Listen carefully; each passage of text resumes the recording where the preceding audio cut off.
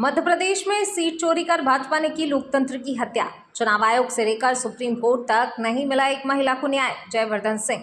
मीनाक्षी नटराजन का नामांकन निरस्त होने पर राघोगढ़ विधायक का करारा हमला। कहा, देश ने कभी नहीं देखा ऐसा पक्षपातपूर्ण घटनाक्रम।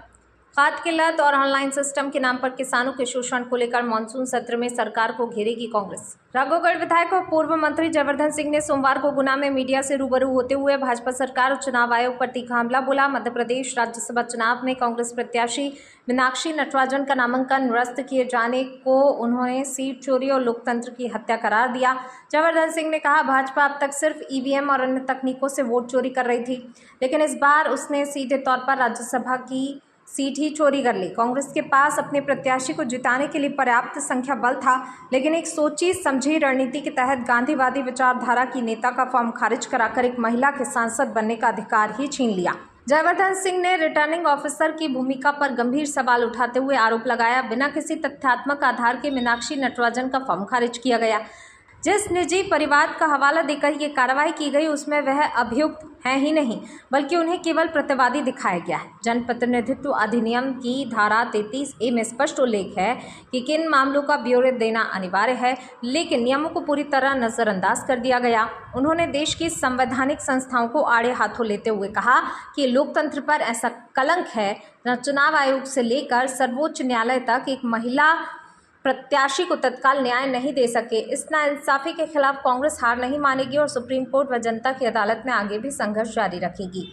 देश की राजनीतिक परिस्थितियों पर बात करते हुए राघोगढ़ विधायक ने कहा कि भाजपा लगातार केंद्रीय एजेंसियों के दम पर एनसीपी और शिवसेना जैसे क्षेत्रीय दलों को तोड़ रही है। उन्होंने माना है कि क्षेत्रीय दलों की एकजुट न होने के कारण ही भाजपा महज 34 से 35% वोट पाकर सत्ता में बैठी है, जबकि 65% मतदाता उसके खिलाफ है। जयवर्धन सिंह ने साफ किया कि इंडिया गठबंधन अब 2029 के आम चुनाव के लिए समय से पहले ही ठोस रणनीति बनाने पर विस्तृत चर्चा कर रहा है। सभी क्षेत्रीय दलों को कांग्रेस के साथ मिलकर मजबूती से लड़ना चाहिए।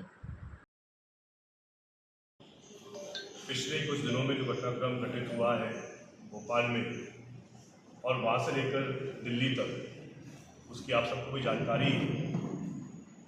लेकिन मूल बात यह है कि जो भाजपा अभी तक एसआईआर के माध्यम से अन्य तरीकों से वोट चोरी कर रही थी, लेकिन जो हादसा मध्य प्रदेश के राज्यसभा चुनाव में हुआ, ये पूरे देश के इतिहास में पहली बार का उदाहरण है सीट चोरी का। मध्य प्रदेश में 3 राज्यसभा सीटें थी, जिसमें से 2 पर पहले भाजपा ने नामांकन भरा था और जो तीसरी सीट थी जहाँ कांग्रेस के 62 विधायक हैं, 58 विधायकों पर जहाँ एक राज्यसभा सीट का निर्वाचन होता है, हमारे पास पर्याप्त संख्या थी। कांग्रेस पार्टी ने मीनाक्षी नटराजन जी को टिकट दिया था। वो एक महिला नेता है, गांधीवादी विचारधारा से आती हैं, 2009 में मंदसौर से सांसद भी थी और लगभग 25 सालों से कांग्रेस के लिए प्रशिक्षण के कार्यक्रम और साथ में पंचायती राज संगठन के लिए उनने बहुत विस्तृत काम किया है। कांग्रेस ने सर्वसम्मति से उनका नाम तय किया था और हमें ये भी उम्मीद थी कि क्योंकि निर्धारित विधायक की संख्याओं के हिसाब से कांग्रेस को अधिकार भी था एक राज्यसभा सांसद निर्वाचित करने के लिए। और जो आज चर्चा पूरे देश भर में चल रही है कि 3 में से 1 सांसद, 1/3 सांसद, 33% सांसद महिला के होने चाहिए हैं, इस पर भी भाजपा ने विस्तृत चर्चा कराई।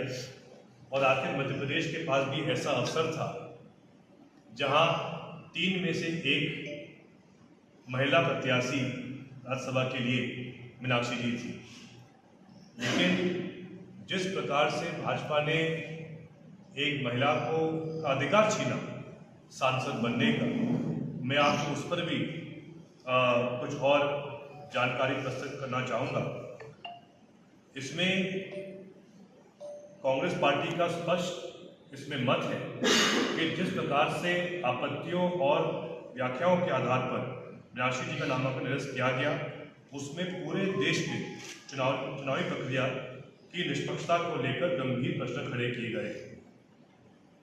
जब मीनाक्षी जी का फॉर्म खारिज हुआ था, उसके उसी रात को कांग्रेस के वरिष्ठ नेता, हमारे संगठन महामंत्री आदरणीय केसी वेणुगोपाल साहब, आदरणीय हमारे जयराम रमेश साहब, राज्यसभा सांसद, पूर्व केंद्रीय मंत्री और पूर्व मुख्यमंत्री भूपेश बघेल जी, अपने हमारे लोकप्रिय नेता सचिन पायलट जी, सब चुनाव आयोग के पास गए थे और चुनाव आयोग उनको उस दिन कहता है कि हम अगले दिन 12 बजे आपकी बात सुनेंगे।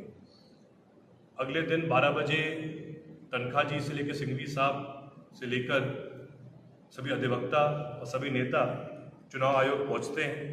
जो हमारी पिटिशन है उसको हम उनके सामने रखते हैं और हमें ये जानकारी दी जाती है कि चुनाव आयोग 2 घंटे के अंतर्गत हमें जवाब देगा। 2 घंटे बीतते हैं, 3 घंटे बीतते हैं, 4-5 घंटे बीत जाते हैं, लेकिन कोई उत्तर नहीं आता है। और संयोग की बात है, उसी दिन मोदी जी 12 साल से अधिक का कार्यकाल का जश्न मना रहे होते हैं और वहीं लोकतंत्र की हत्या उसी दिन की जाती है कि एक महिला को सांसद बनने से रोका जाता है।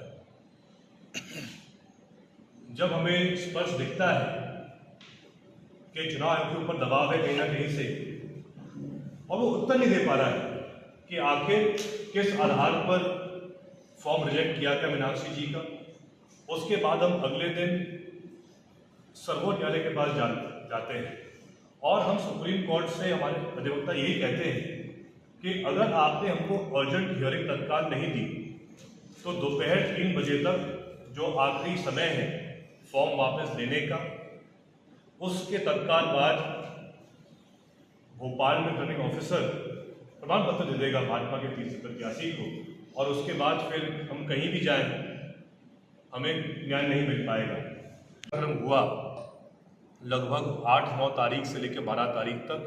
इसमें जिस प्रकार से हत्या की गई है लोकतंत्र की हमारे देश में, ऐसा हादसा कभी हमारे देश ने नहीं देखा है, जहां रिटर्निंग ऑफिसर से लेके चुनाव आयोग से लेके माननीय सर्वोच्च न्यायालय तक एक महिला प्रत्याशी को न्याय नहीं दे पाई।